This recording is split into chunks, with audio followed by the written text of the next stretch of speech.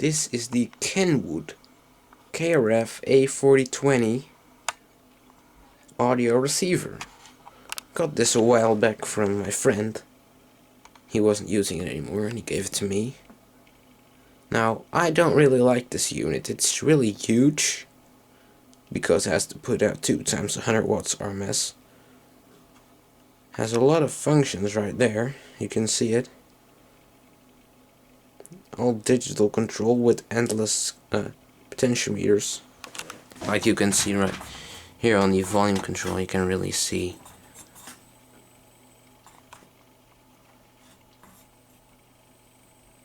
one of those annoying things. You can see the volume on the display here.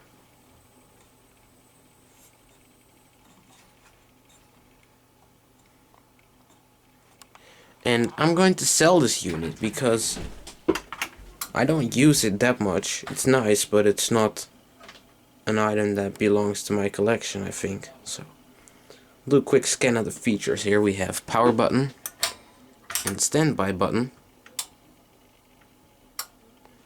We have the screen. Underneath there's a button for PTI. I don't know what that means. TA News. Display.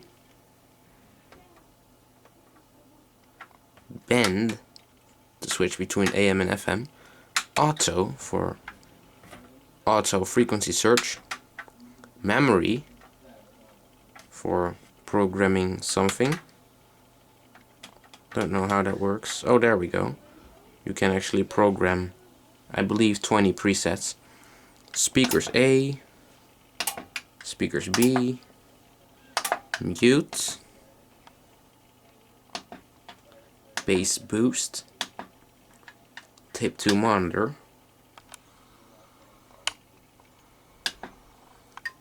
source direct, balance,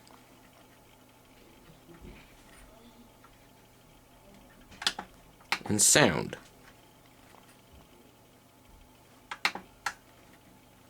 You know, bass and treble. Here's a multi-control, which controls pretty much all the functions you can select with these buttons and the tuning. Input selector for tuner, CD, tape, phono, and aux. It's another endless control there. And of course the volume control.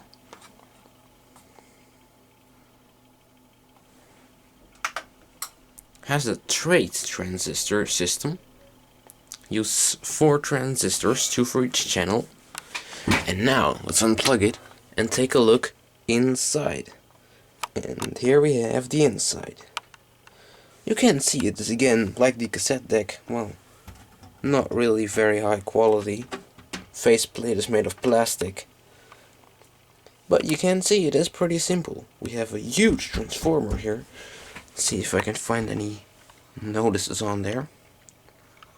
It doesn't say how many watts that thing is, but this is really huge. It's also very heavy.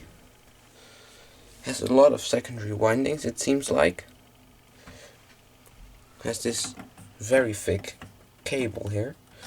But as you can see, it uses 3 conductors for each winding.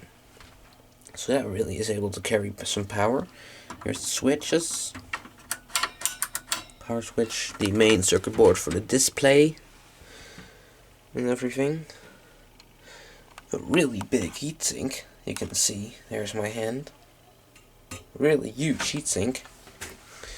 On this circuit board is the tuner functions. And I have to turn this thing around. In this corner it's really heavy because there's a transformer. It's really big. Now there you can see the 4 Kenwood Trade R transistors. Model 7411 and 7715. We have a circuit board with a lot of good quality Elna capacitors, I believe. Let's take a look at one. Yes, that's Elna. That's pretty high quality. Here's the main filter capacitors, and even the filter capacitors say Kenwood on there. Kenwood Elna. Each one has 4700 microfarad, 63 volts. This amplifier runs at about positive and negative 55 volts, I believe. Here's the rectifier with a shielding plate, and there's the transformer for the standby, which also triggers that little relay right there, which then turns on the mains transformer. Down there are the relays for the speaker control, right there. And there's the AC outlets and some connections, of course. You can remove the power cord if you want to. This then goes to the switch. This is it right there, switch. There's a little voltage regulator, I believe. And now let's take a look on the back side. Of course, the power cable, the AC outlets right there. We have two of them and they are switched. The speaker connections for A, B, left and right. Again, there's the remote control plugs, like I talked about in the cassette deck video.